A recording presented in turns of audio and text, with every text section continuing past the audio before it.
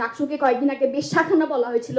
তো সেই জায়গায় আমরা যখনই প্রতিবাদ করতে যাই তখন কিন্তু আমাদেরকে চুপ করে রাখার জন্য বিভিন্ন ধরনের অস্ত্র ব্যবহার করা হয়। সেই অস্ত্রগুলো কিন্তু পারমাণবিক বোমাও কিংবা কোনো ধরনের এই ধরনের কোনো অস্ত্র না। সেই অস্ত্রগুলো হলো কথার জালে, সাইবার বুলিং এর জালে হচ্ছে আমাদেরকে চুপ করে বসিয়ে রাখা।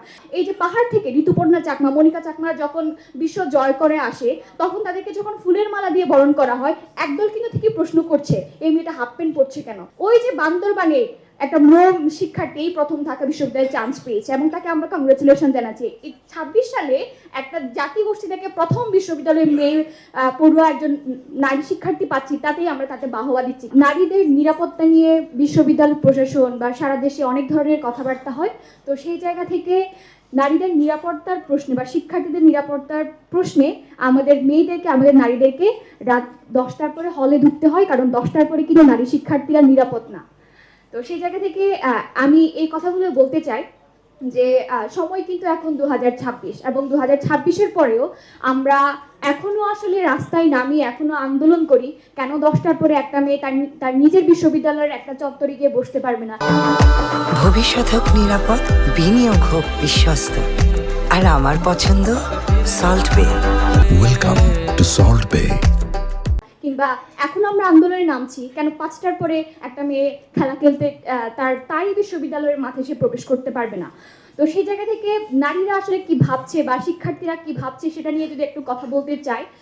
5ই আগস্টের পরে আমার ক্ষেত্রে যে পরিবর্তনটা হয়েছে, দেশের যে পথ পরিবর্তন তো হয়েছে, তবে আমি মনে করি এই দেশের 80% বা 90% নারী শিক্ষার্থীদের একটাই পরিবর্তন, সেটা হয়েছে রাজনৈতিক সচেতনতা, যেটা আমার ক্ষেত্রে হয়েছে আমি মনে করি। যেমন 5ই আগস্টের আগে আমি যেরকমটা ছিলাম, সকালে ক্লাসে যেতাম, বিকেলে ক্লাস থেকে ফিরেই মোবাইল স্ক্রলিং শুরু করতাম। কিন্তু 5ই আগস্টের পরে যে পরিবর্তনটা আমার মধ্যে আমি দেখতে পাই, এখন আমি ভাবি যে এই একটা নেতা একটা ইস্তেহার দিল, সেটার ইনফ্যাক্টটা কি হবে, সেটার কনসিকুয়েন্সটা কি হবে, কিংবা কোনো একটা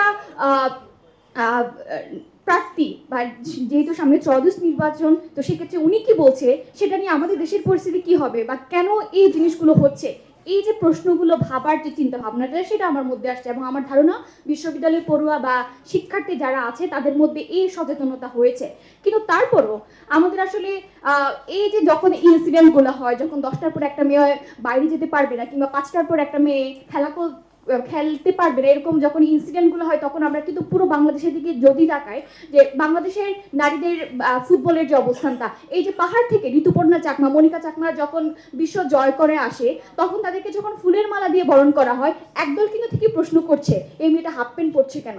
তো সেই জায়গা থেকে নারীদের এম্পাওয়ারমেন্ট নিয়ে আমরা যখন কথা বলছি তখন আবারও বলতে হয় যে আজকে 2026 সালে বা 2025 সালে ওই যে বান্দরবানে একটা মরম শিক্ষার্থী প্রথম ঢাকা বিশ্ববিদ্যালয়ে চান্স পেয়েছে এবং তাকে আমরা কংগ্রেচুলেশন জানাচ্ছি। এই 26 সালে একটা জাতি গোষ্ঠী থেকে প্রথম বিশ্ববিদ্যালয়ে মেয়ে পড়ুয়া একজন নারী শিক্ষার্থী পাচ্ছি, তাতেই আমরা তাকে বাহবা দিচ্ছি। এত বছর পরও কেন একজন ব্রো শিক্ষার্থী কিংবা একজন খুমি শিক্ষার্থী কিভাবে এই বিশ্ববিদ্যালয়ে আসছে, কেন এতদিন পর্যন্ত আসতে পারে নাই। এবং আমরা কিন্তু এখনো ভুলতে পারি নাই এই যে বান্দরবানের কথা আমরা ভাবি, আমাদের একটু মন খারাপ হলে বান্দরবানে ট্যুর দিতে যায়, কিন্তু ওই বান্দরবানে যে একটা বম জনগোষ্ঠী আছে, ওই বম জনগোষ্ঠীর যে নারীরা আছে তাদেরকে কিন্তু বিনা বিচারে এখনো পর্যন্ত জেলে আটক করে রাখা হয়েছে। এবং সেই সাথে এই যে বম নারীদের সাথে ছোট ছোট যে বাচ্চারা আছে তাদেরকেও হচ্ছে কমিউনাল পানিশমেন্ট হিসেবে তাদেরকে এখনো পর্যন্ত বিনা বিচারে আটক করে রাখা হয়েছে। এই যে আমাদের যে মেইন প্রশ্নটা আছে গণতন্ত্রের সংগ্রামের নারী, তাহলে এই বাংলাদেশের মধ্যে যে প্রান্তিক নারীগুলো আছে, বান্দরবানে এসে একদম প্রত্যন্ত অঞ্চলে যে ম্রো নারীরা আছে, যে ব্রহ্ম নারীরা আছে,